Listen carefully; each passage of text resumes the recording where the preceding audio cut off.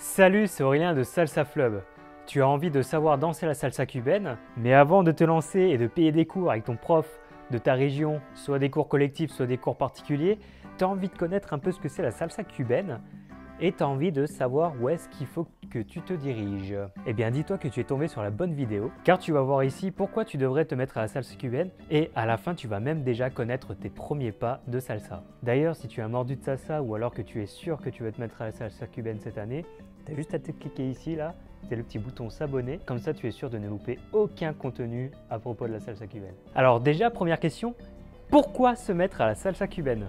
Bah ouais, la salsa cubaine c'est trop 2017, maintenant c'est la kizomba, c'est plus un mode la salsa. Ok, laisse-moi t'expliquer le vrai. Et donc, la salsa cubaine. Si tu demandes à des personnes qui dansent la salsa depuis des années maintenant, ils te répondront que ça leur a apporté de l'aisance au niveau du social, de l'aisance au niveau de son corps, un cercle d'amis qu'ils n'auraient pas pu avoir autrement, avec qui ils vont boire des bières régulièrement ou ils vont danser la salsa ensemble. Une fierté de savoir danser à deux alors que 2 ou 3 ans auparavant ou plus, ils ne savaient pas du tout danser, ils ne savaient pas faire un pas devant l'autre. Ils vont te dire ça et même moi je vais rajouter un cinquième, c'est que pour les timides qui comme moi n'osaient pas parler à des personnes, n'osaient pas trop sortir, j'étais hyper introverti. Pour moi la salsa cubaine ça m'a beaucoup aidé à sortir de ma zone de confort et à devenir une meilleure version de moi-même. T'es pas convaincu ?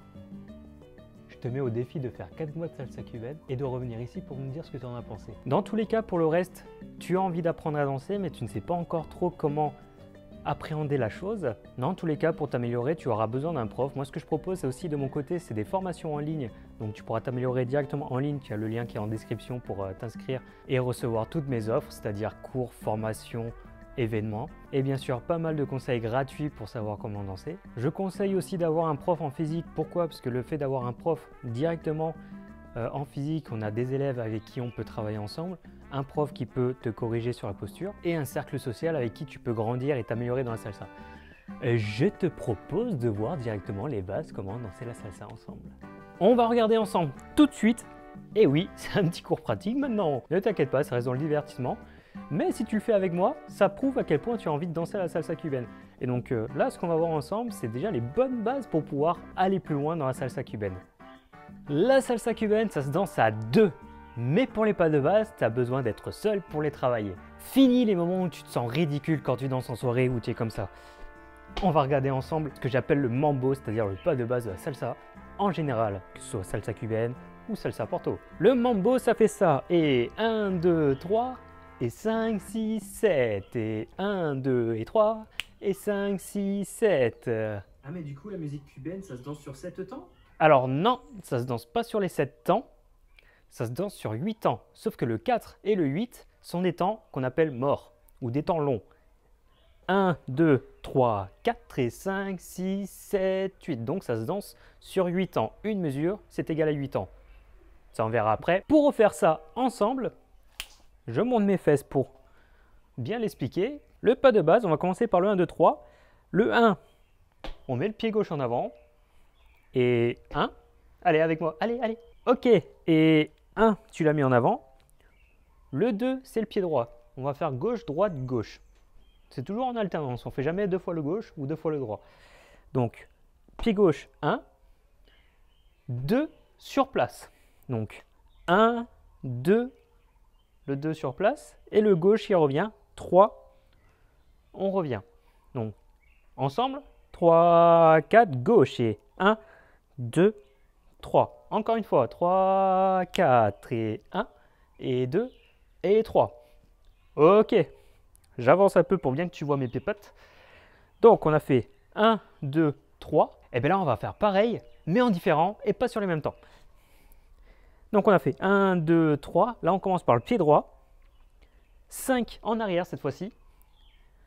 5. Le gauche sur place. 6. Et 7, on revient.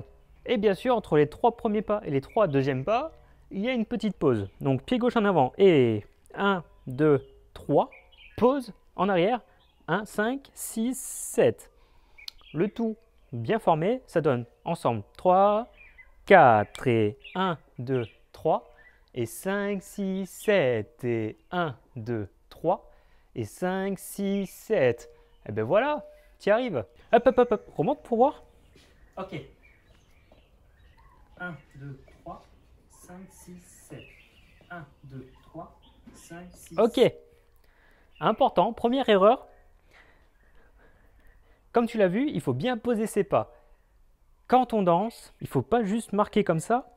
Et 5, 6, 7, 1, 2, 3. Il faut bien poser. On marche, on revient, on marche. Quand on marche, on va marcher normalement. Et bien là, c'est pareil. On fait comme si on marchait. 5, 6, 7. Vas-y, essaye.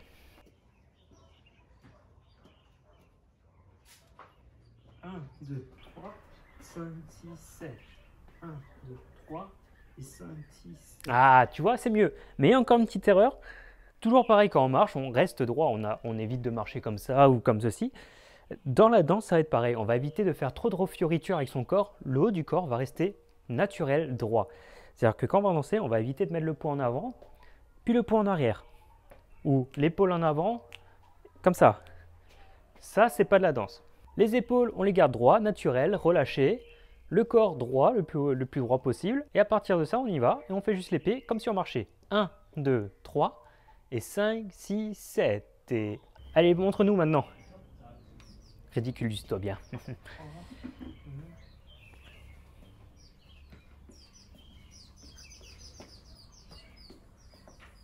Voilà. Là, niveau du corps et des pieds, tu as été parfait. Maintenant, laisse-moi rajouter quelque chose pour toi et pour toi aussi. Au niveau des bras, on va rester naturel là-dessus. Au début, quand on voit les danseurs pros qui dansent, on voit qu'ils font des trucs avec les bras comme ça. 5, 6, 7 et 1, 2, 3, 5, 6, 7. Ce genre de truc, ça paraît naturel pour eux. Du coup, on a envie de le refaire aussi de l'autre côté. Et là, ça donne un petit 1, 2, 3 et 5, 6, 7. On va éviter le moulinet. Deux choses avec les bras. On va éviter d'exagérer en faisant le moulinet comme ça. C'est ce que je faisais au début, hein, tout le monde le fait. Et deuxième chose qu'on va éviter, c'est de garder les bras comme ceci. 5, 6, 7. Là, quand on danse, c'est très moche aussi. Et tu verras que par la suite, dans la danse en couple, si on est comme ça va bloquer sur pas mal de passes. Et bien du coup, je vais t'expliquer. Pour être naturellement à l'aise avec les bras, ce qu'on va faire, c'est comme si on avait une table et qu'on avait les mains posées sur la table. C'est comme si cette courbure-là, ça ne pouvait pas descendre plus bas. Donc c'est-à-dire que si on relâche les mains, paf, elles tombent comme ceci. Au final, c'est un peu comme à la boxe, jamais en dessous de la ceinture. Donc pour être en position naturelle à la salsa, au début ça ne va pas être naturel pour toi, tu vas te sentir bizarre, que ce soit pour les pieds, pour le corps ou pour les mains d'ailleurs, mais c'est en pratiquant que ça va venir. Les mains comme ceci. Et on ne bouge pas les mains, ça ne sert à rien. Tu verras que les professionnels, quand ils vont bouger, ce qu'ils vont bouger en fait, c'est le corps qui va bouger, qui va faire comme un drapeau. Quand tu bouges la base du drapeau, le reste, il vient. Les mains, c'est un peu le bout du drapeau. Le corps, c'est la base. Et quand on va bouger, les mains, elles vont bouger avec. Allez, tous ensemble. Toi aussi, viens. On y va? Allez, on le fait 3 fois. 3, 4 et 1, 2, 3. Et 5, 6, 7. On est droit. 1, 2, 3. 5, 6, 7. On marche bien avec les pieds. 1, 2, 3. 5, 6, 7 et 1. La voiture, super. Et 1, 2, 3. Et les mains, on n'est pas comme ça. Position. 2, 3. On évite les moulinets. 6, 7 et 1, 2, 3. Super. Allez, va-t'en maintenant. Allez, va-t'en maintenant. Avec ça, tu as ton premier pas de base, c'est-à-dire le mambo. Tu pourras danser la salsa grâce à ça. Enfin, pas tout de suite. D'ailleurs, il reste 2 pas de base à voir qui sont très utiles dans la salsa cubaine. Si tu as envie de les voir, on peut les regarder ensemble. Dis-le moi en commentaire, comme ça je ferai une autre vidéo là-dessus. Et puis bien sûr, pour ne pas les rater, tu as juste à t'abonner. Et la petite cloche aussi, c'est important. Quoi? Tu es prêt pour aller danser à la salsa? Oh non! Mais n'aie pas peur, si tu suis tous mes conseils, tu pourras y arriver assez facilement. D'ailleurs, ma prochaine formation, c'est un plan étape par étape pour avoir toutes les bases de la salsa solo et surtout en couple, afin de pouvoir danser en soirée très rapidement. Mais bien sûr, si tu ne veux pas louper ça, je t'invite à t'inscrire à la liste email. Donc c'est le lien qui est en dessous où il y a tous mes événements, mes formations et mes cours et autres conseils. C'est ici que je donne mes meilleurs conseils à mes élèves. Voilà, je te laisse travailler ton petit mambo et puis on se dit à très bientôt. Ciao!